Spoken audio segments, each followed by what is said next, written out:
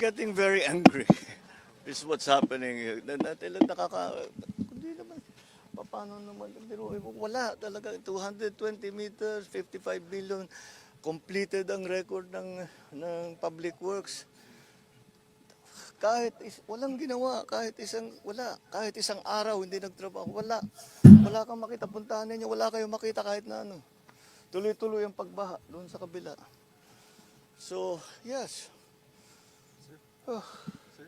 If if all of these projects were properly executed and implemented, ang laki nang nawala na problema sana sa atin at sa mga taong bayan, at saka mas magiging maayos hanggang irrigation, hanggang water supply, fresh water supply for household. Pero ito yung ginagawa nila, talagang nakakapinsala pa sa mga local residents. So yes, it's no, I'm not disappointed, I'm angry. So, yan, magandang gabi po sa inyong lahat, mga ka-BBM, mga kapalerista. Welcome po sa aming ika-14 na episode ng Salamat PBBM. Napakabilis ng araw, nag-start lang kami May 20, ngayon August 20, pang 14th episode na kami at maraming salamat sa suporta ninyo. By the way, may kasama ako dito, dalawang pogi. Hayaan nyo muna sila magpakilala ng mga sarili nila. Magandang gabi mga kayaya, mga ka-BBM. Nakita nyo yung video ni President Bongbong Marcos, galit po siya. Kami rin dito po, galit din po kayo. Abangan nyo po ang pag-uusapan namin. Tiyak na mainit at maanghang ang aming masasabi tungkol dito. O nga imbis na mapapatawa ka kasi good vibes, di ba? Pero hindi nakaka-good vibes itong ginawa ng mga kontraktor dyan po sa Baliwag, Bulacan. Magandang gabi po. Magandang hapon po sa inyo. Ako po si Ka Coffee. Oh, relax lang, masyado kayong mainit eh. Hindi pa tayo disimula eh. So paki-comment nga mga ka-BBM kung okay ba yung audio namin at kung okay ba yung itsura namin yun kahit walang filter. Paki-comment nyo nga. At Walang filter yan. Walang filter. Wala pa filter yan. Walang filter yan. Paki-comment nyo nga kung nasan kayo mga ka-BBM para mabasa namin mamaya yung mga comment ninyo kung nasang lupadop kayo ng daigdig ng mga followers namin at mga taga-suporta ni Pangulong Bongbong Marcos. So, umpisahan na natin. Etong unang-unang topic natin na flood control. Kita naman natin si PBBM kaganina. Hindi na humingiti. Ano sabi niya yan? Hindi siya disappointed. I am not disappointed. Oo. I am angry. Very angry. Oo. Very grabe. Grabe. Kung makikita mo yung tsura kaganina ni PBBM, ngayon wala siya nakitang gano'n parang asar na doon sa nag-interview sa kanya dahil sa galit niya. Dahil sino ba naman matutuwa? Ha? Sino matutuwa? Yung report nung contractor na pinuntahan niya, tapos na raw. Kung di ako nagkakamali, 55 million yun. Tapos na raw. Pero nung pagbisita ni Pangulong Bongbong Marcos kanina, ayun, kahit isang semento, walang nadatna ng ating Pangulo. Kaya si President Bongbong Marcos, bad trip. Bad trip o hindi? Bad trip na bad trip.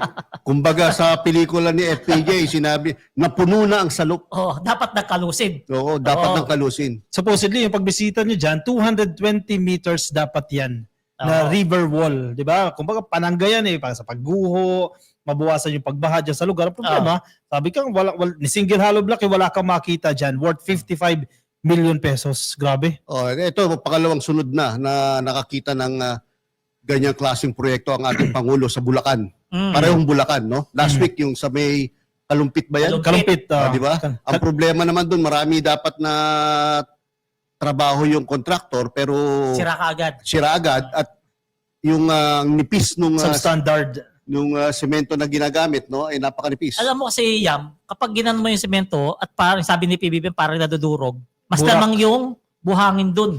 Correct, Mas tama. lamang yung buhangin dun. So hindi matibay, no? Siguro yun, isang truck na buhangin, isang semento.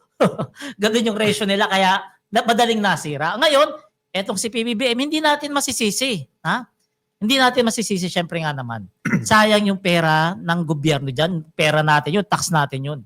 Sayang dyan sa pinagawa na flood control na yan na dapat napapakinabangan na ng mga taga-Bulacan. Ngayon ang tanong, bakit kaya nangyari yan? Hindi ba in-inspection yan nung pagkatapos? Yun nga Hindi ba tiningnan yan nung mga ano dyan, kinauukulan bago natapos o inilihim? Dito magkakaroon ng tamang conclusion, Oo. no? Oo. Yung kay Senator Panfilo Lacson na privilege speech kanina sa Senado. Oo, matindi yun. Sinabi niya sindikato na daw to. Oo. Kasi sa buhatan, ibig sabihin ng sindikato, marami kayo dyan sa buhatan. Kasi remember, sa government, pag nakakuha ka ng projects, hindi mo naman babayaran 100% yan eh. Oo. By tranches yan eh. At malinaw, base sa report nila, na complete na yung projects, kaya nabayaran ng buo. May resibo pa na kumakalat online. So paano mo masasabi na kumpleto yan kung walang participation ng government?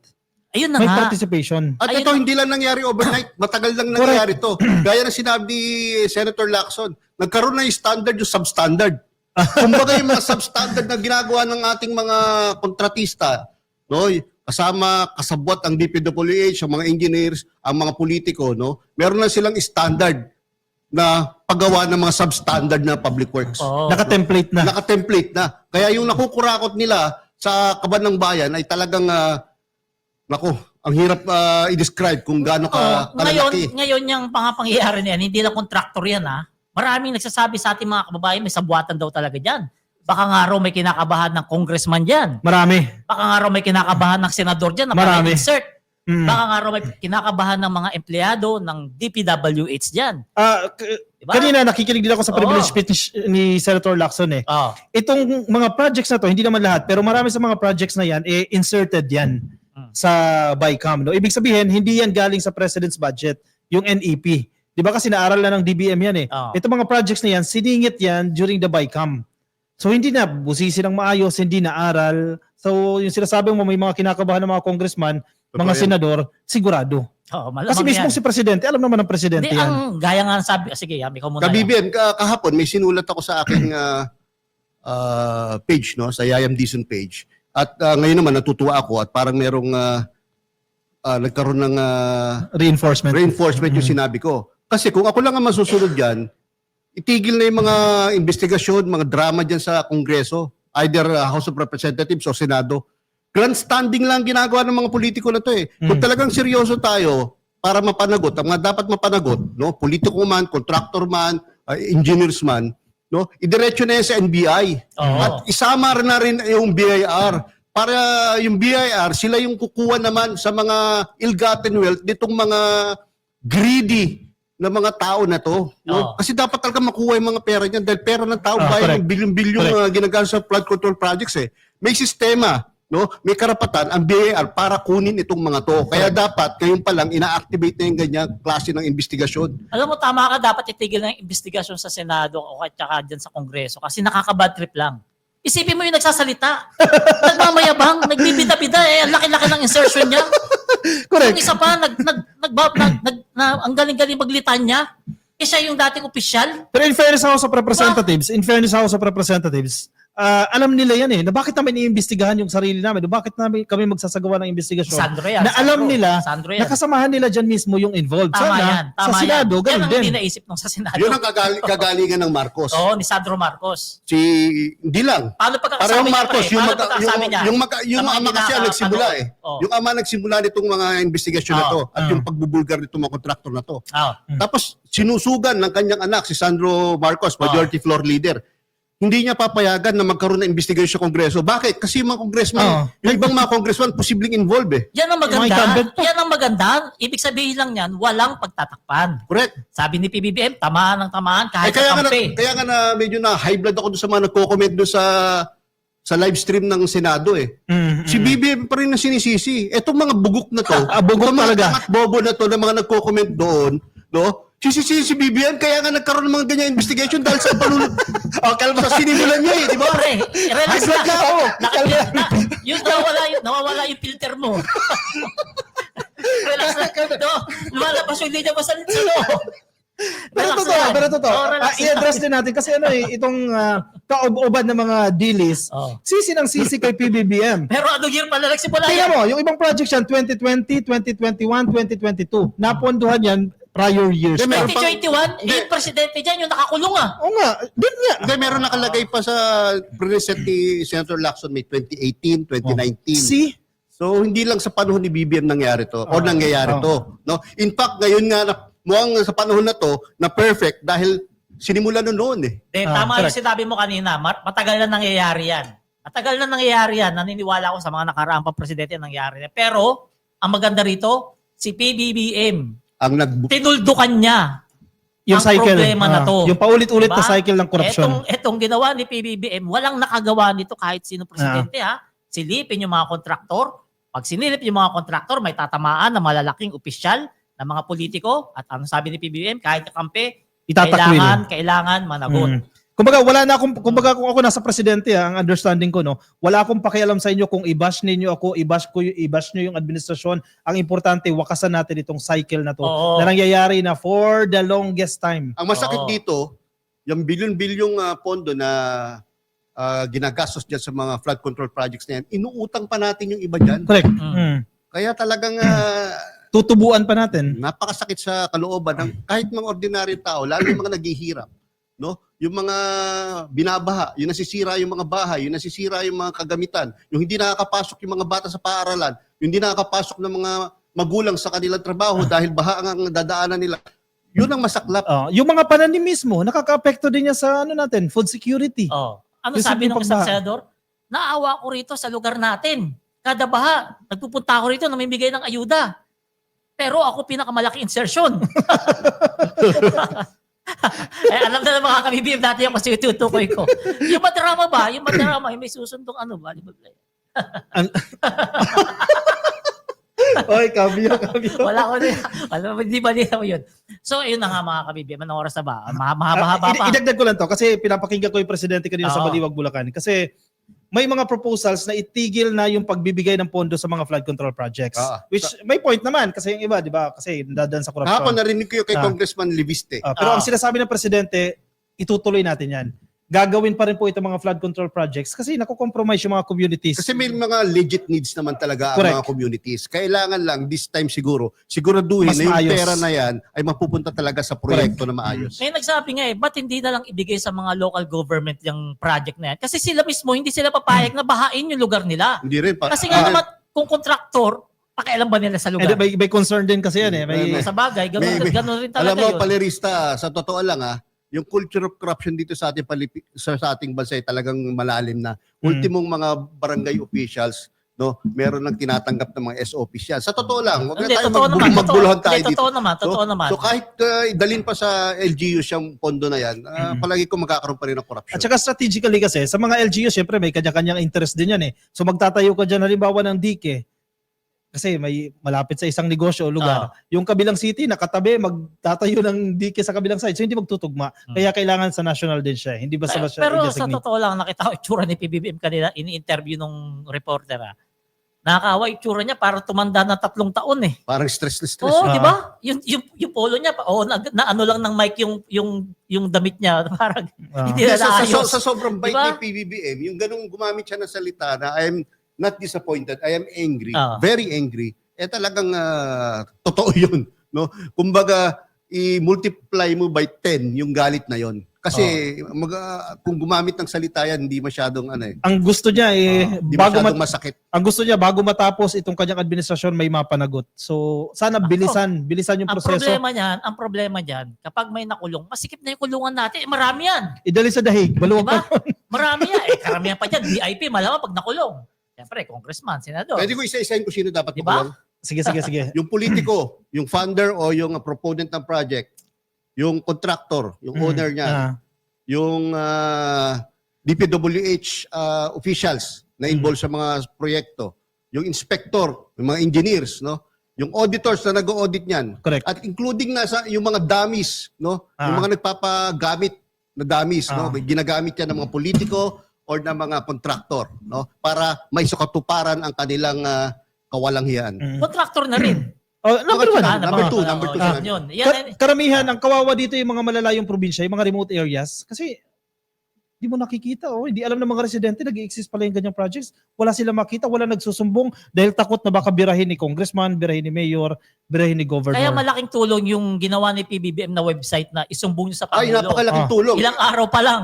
5,000 na kagad yung mga nagsumbong at binabasa po yung Palerista, isa-isa. in fact, si Senator Lacson sa privilege speech niya, kitang-kita doon na ang dami nilang minention Nalaman. na information doon sa website. Ah, on the correct. website. Correct. On the website. Yung kanina, yung pagpunta niya sa Baliwag, yan po ay resulta ng isang reklamo sa salamatpbbm.ph 'Di ba? Napakalaking bagay. Napakaganda ng ginawa ni Oh, Pangulo. kaya yung website na yon, kung na-screenshot nyo o na-scan nyo yung QR code, gamitin po ninyo yun. Magtingin-tingin kayo dyan sa lugar ninyo. Kung may mga proyekto dyan, kahit hindi floodway, kahit hindi flood control, kung may proyekto dyan ng gobyerno na sa tingin nyo, ang tagal-tagal na hindi matapos-tapos, pwede nyo pong isumbong yun doon. Sumbong sa Pangulo.ph, yan po yung Yan. Si address Pangulong na pwede nyo Bongbong Marcos puntahan. lang nakagawa niya, nag-open sa taong bayan na pwede sila magsumbong direkta sa Pangulo, wala nang checheboreching dadaanan niyang iba, direkta yan sa Pangulo. Kaya nalalaman ni President yung mga flood control na mga bogus na tapos na raw, pero wala pa pala kahit isang bakal na nakalagay. Kaya maganda sa ginawa ni PBBM ngayon na malaking tulong talaga sa ating mga kababayan at saludo tayong lahat dyan. O, di ba? Ano masasabi niyo dyan sa pinapakitang tapang ni PBBM? Basahin natin yung mga comments. May nag-comment dito. Ayan. Teka, nakakatakot basahin comment, makagalit din eh. Oh, galit din eh. Tignan mo kay Elena Ilarde. Sige, basahin natin yung kay Elena Ilarde, no? Huwag kayo magbanggit ng senadors, marami ha. Kasi nakakasakit kayo ng damdamin nila. May pinapatamaan kaibigan ko si Elena Ilarde from Hong Kong. Kasi tingnan, Alam niya kung sino kasi eh. tingnan mo naman isang senador nga. Panay bida-bida, siya nga yung head nung siya yung head ng isang ahensya. Cambio. Di ba siya yung head ng isang ahensya pero kung magyabang-yabang sa Senado, akala mo walang pananagutan. Kaya nga eh, hulok who's talking. Di Diba? ba? Sarap magbanggit, hindi lang tayo papatawag eh. Baka sama ka sa imbestigahan. Di ba? Jane Garcia, sabi niya, Oo. evening po sa inyong tatlong handsome. Wow, thank you. Wow. Thank Di you. naman masyado. Handsome, cute. Wala kakalimutan. Yung ganun. Handsome, cute. O Yun sabi lang yun. ni Roque Mark, yan, Bulacan pa lang yan, hindi pa kasama Pampanga, NCR at marami pang... Ay, tama correct. po. Totoo Tama yan. po. Halatang sa Bulacan, maraming frustrated tayo mga kababayan, eh, no? Talagang matindi Kasi pala ginamit nila yung sitwasyon ng Bulacan na flood prone. Flood prone kasi. Kaya, sige, flood prone tayo. Sige, pasukan natin ng mga flood control. Kaya ang laki ng insert. Ang laki ng insert. Oo, tapos binabaha pa rin. Oh, hindi natapos Diba, tapos grabe, yung bahagi yan. nakakaawa, alam mo, sa totoo lang ha, nakakaawa talaga yung mga kababayan natin sa Bulacan. Lalo ako, nakikita ko yan dahil bumibili ako ng bigas dyan, halos araw-araw. Kitang-kita ko, konting ulan lang, nako, traffic na dahil hindi madaanan, lalo yung palabas ng Bukaway, papunta ng expressway. Konting ulan lang ron, nako, traffic. Sus, grabe, sobrang taas ng baha. In fairness, simula nang nabanggit ng presidente sa kanyang zona, no, itong paghabol sa mga bogus na flood control projects, yung mga mayors, kanya-kanyang sikap na sila ngayon. Nakikita ko lately, nagbubungkal ng mga kanal, ng mga stero. Kumbaga, yung effect ng statement ng presidente, maraming nagising, marami na po ang kumikilos ngayon. Sana wag ningas kugon kasi next week, 2 weeks after, wala na, kakalimutan na naman. Oh, yun nga ang ano dyan. Pero sa tingin ko naman dito kay PBBM, seryoso talaga to. So, yun. Yan, tama na Pwede muna. bago tayo magtapos, so pwede ako magbigay ng message. Sige. Parang editorial. Message ko po to sa mga politiko, DPWH officials, contractors, auditors, engineers na involved sa mga project na to. Hindi ko po sasabihin na mahiya naman kayo katulad na sinabi ni BBM. Ang sasabihin ko po sa inyo, wala po kayong hiya, makakapal po ang mukha nyo. PI ninyong lahat. Ganon. Meron pa nga isa dyan di ba? Pasakit Center. In behalf of mga millions ng Pilipinos na gustong sabihin yan sa mga taong yan, para sa inyo po lahat yun. Di ba meron pa nga dyan si Pasakit Center, sabi niya, bisyo ko ang magserbisyo. Pero mga kamag-anak ko, tiba-tiba sa proyekto. Wala akong binanggit ha. Maraming salamat sa inyo uli mga ka-BBM, mga kababayan natin na patuloy na sumusuporta sa ating presidente. Tulungan natin siya. Huwag natin siyang iiwan dahil kailangan niya talaga ngayon ng suporta dahil matinding laban ang kanyang kinakaharap. Yam? Yung mga politiko, DPWH officials, mga contractors, mga engineers, mga auditors, moderate your greed. Tayo ang kakampi ng presidente, ang taong bayan ang kakampi ng presidente laban sa mga bilyonaryo, laban sa mga trilyonaryo na kumukulimbat sa pondo ng bayan. Huwag po natin silang iwanan. Ako po si Ka Coffee at magkita-kita po tayo Ayan, sa next video. maraming salamat mga ka-BBM. Ako po si Palerisa TV. Magandang gabi po sa inyong lahat. Salamat. Bye.